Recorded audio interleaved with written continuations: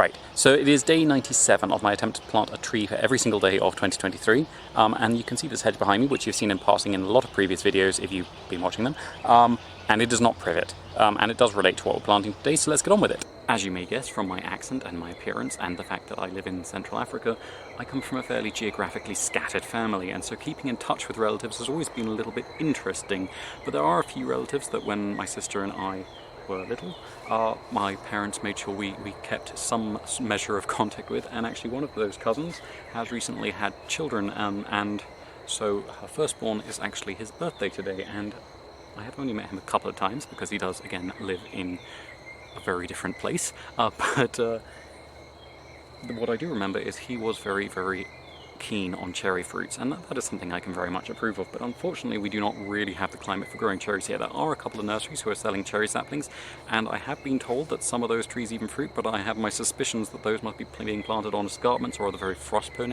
areas of the country, because generally speaking we do not really have the chilling temperatures that I would expect to be necessary for cherries to fruit, at least well, here. But this is the closest I know I can plant. This is in a completely different family, whereas cherries are in the rose family, along with pears and apples and so forth. This is in the myrtle family, along with guavas and myrtles and a lot of the Australian tea trees and bottlebrush trees. So this is the Suriname cherry, which we have planted before, Eugenia uniflora. And it is the one that makes up that hedge you saw behind me, no great surprise there. It is a forest tree primarily. As far as I know, in its natural habitat it probably grows along river's edges, but it is very tolerant of quite a shady environment, and it does seem to fruit pretty well in a shady environment if it's allowed to grow a bit more. So this is going in where it will eventually be in the subcanopy of the kapok. Because they are a little bit tender when they're small and can require quite a lot of irrigation in full sun, I'm putting them in clusters of yellow ipe and guavas, which the guava is a related tree, but they're not particularly similar, and as far as I know they don't share any major pests, so that shouldn't be a significant issue.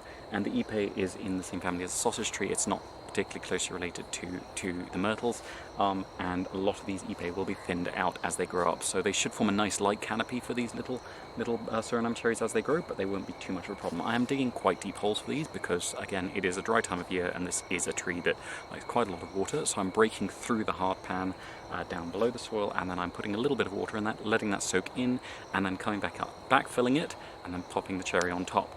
I am putting the Dracaenas in quite deep, so this is Dracaena reflexa, because quite often you can root these directly in water, so them having a wet base as they get settled in is actually probably going to be for the best, but I'm actually only putting the aloe, which is Aloe cameroni, and the sort of toxic berry plant, which today is Euphorbia tithymaloides, the devil's backbone, within the dry band of soil, because I do not want the cut bases of those to be too wet, because they will do better. They'll do better with a little bit of humidity, which will come from the water that I put on top once the planting is in, but they will not thrive if they are in directly wet soil when they first go in. Within a couple of days they'll be pretty well settled, so by the time I come around to water these again, it will not matter. They are very, very tolerant of overwatering once established, but just to be on the safe side, I'm not watering them too heavily just now. Right, so that should be everything for today. Thank you very much for watching. Please tune in again tomorrow when I will be planting something different, and as yet I do not know what.